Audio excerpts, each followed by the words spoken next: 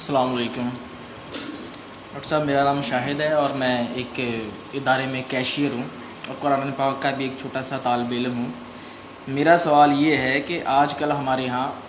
اہل سنت کی ایک جماعت لوگوں کو اللہ کے راستے میں بلانے کے لیے مسجدوں میں اور بازاروں وغیرہ میں دین کی دعوت کے کام میں مشغول ہے،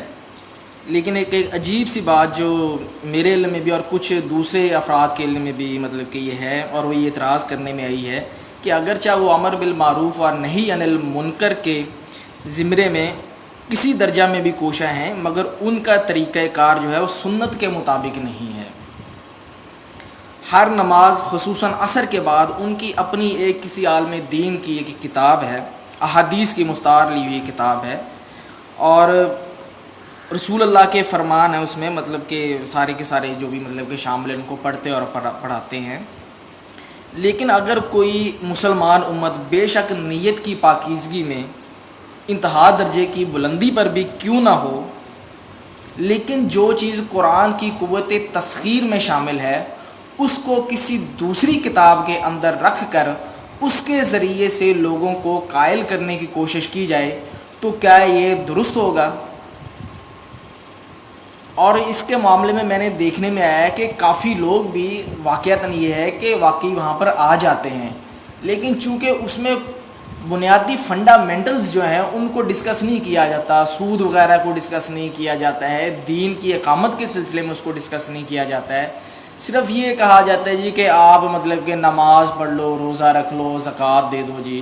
یعنی کہ سب اپنا کہہ لیں کہ وہ ایک نعرہ کہتے ہیں کہ کافروں کو مطلب کہ مسلمان کر لو تو نہ رہے گا کفر، تو مطلب کہ سبھی ٹھیک ہو جائیں خود بخود۔ تو اس کے ذریعے سے کیا یہ جو چیز ہے کسی دوسری کتاب کے اندر رکھ آپ کر نے بہت بات لمبی کر دی ہے، اور اس کو سمجھنا، تو کیا یہ جائز ہوگا؟ کیونکہ تمہید بغیر اصل میں وہ بات جو سمجھانا چاہتا ہوں، کہنا چاہتا ہوں، وہ مطلب کہ پوری نہیں ہو پائے گی جو کہ دیکھنے میں مطلب کہ آ رہی۔ بس میرا یہی سوال ہے کہ کسی کتاب کے ذریعے سے جو کہ قرآن پاک میں خوبی ہیں وہ سمجھنا وہ جائز ہے کہ نہیں؟ تشریف رکھیں۔ دیکھیے، اصل میں اگرچہ آپ نے اس جماعت کا نام نہیں لیا، لیکن میں سمجھتا ہوں کہ سبھی سمجھ گئے ہیں کہ یہ آپ تبلیغی جماعت کے بارے میں بات کر رہے ہیں۔ تو ہمارا ایک مستقل اصول یہ ہے کہ ہم جماعتوں پر نام لے کر اور ان کی نفی کرنا، ان کی تردید کرنا، ان پر تنقید کرنا، یہ ہم عام طور پر پسند نہیں کرتے۔ ہمارا کام یہ ہے کہ ہم اپنی جو مثبت دعوت ہے جس انداز میں وہ پیش کرتے ہیں۔ البتہ آپ نے جو باتیں کہی ہیں اس میں کچھ تھوڑے مغالطے ہیں۔ فی نفس ہی حدیث کا مطالعہ یہ بھی کوئی بری بات تو نہیں ہے۔ وہ اگر ایک اعتبار سے آپ کو بری لگ رہی ہے تو وہ یہ کہ چونکہ قرآن کی طرف ان کی وہ توجہ نہیں ہے، تو ایک نیگیٹو اسپیکٹ کے حوالے سے، ورنہ احادیث کا جو ہے مطالعہ جو ہے اس کو بیان کرنا، سننا، پڑھنا، یہ اپنی جگہ خود اس کے اندر نورانیت ہے، اس میں بھلائی ہے، اس میں فائدہ ہے۔ البتہ یہ ضرور ہے کہ اس کتاب میں ضعیف حدیثیں بھی بہت لے لی گئی ہیں، یہاں تک کہ موضوع احادیث بھی ہے۔ یہ اصل میں یہ کہ نیکی کی ترغیب دینے کے لیے کسی زمانے میں لوگوں نے جھوٹی حدیثیں بھی گڑھی تھیں، محدثین نے اس کی پورا تجزیہ کیا کہ لوگوں کو یہ بتایا جائے کہ اس چھوٹے سے کام میں اتنا بڑا ثواب ہے تو لوگ اس کو کرنے پہ آمادہ ہو جائیں گے، لہذا جھوٹی حدیث گھڑ دی۔ تو اس کتاب کے اندر اس میں خامی اصل میں یہ ہے، حدیث فی نفسہ ہی، اور حدیث اگر صحیح ہے اور مستند ہے تو وہ تو نورانی ہے ہمارے لیے۔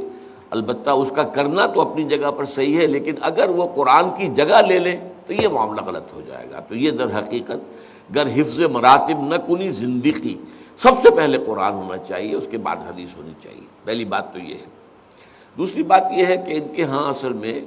وہ سارا زور جو آپ نے دیا ہے کہ جب سب ٹھیک ہو جائیں گے اسلام کا نظام آ جائے، یہ بات غلط ہے، اس کی ہم تردید کرتے ہیں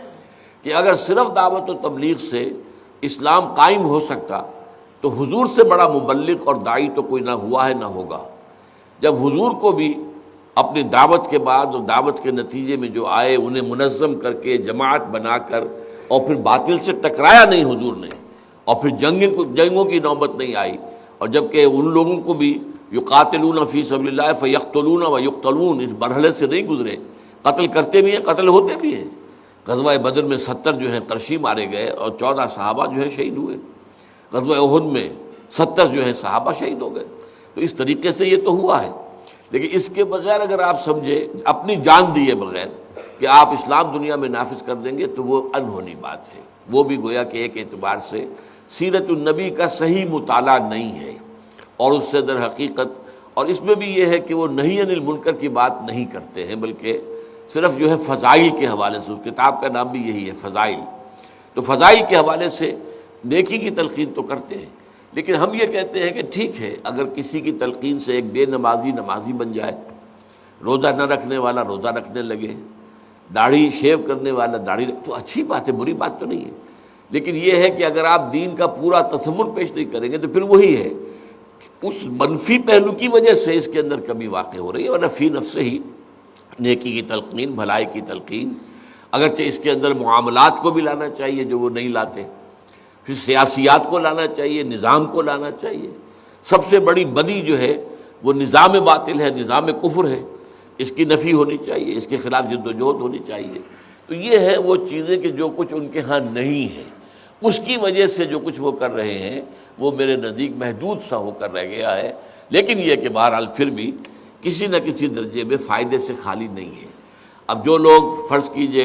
کہ ٹیلی ویژن پر بیٹھے رہے اور گھنٹوں لگا دیں، اب وہ اگر مسجدوں میں بیٹھتے ہیں اور وہاں پر جا کر جو ہے جو ذکر کرتے ہیں یا کچھ اور کرتے ہیں، رات کو مسجد میں سوتے ہیں اور صبح کو جو ہے تہجد کے وقت سب جاگتے ہیں، تہجد پڑھتے ہیں، تو یہ کام بہرحال نیکی کے ہیں، اچھے ہیں، تو ہم ان کی اس طریقے سے مطلق جو ہے مخالفت اور تنقید نہیں کرتے۔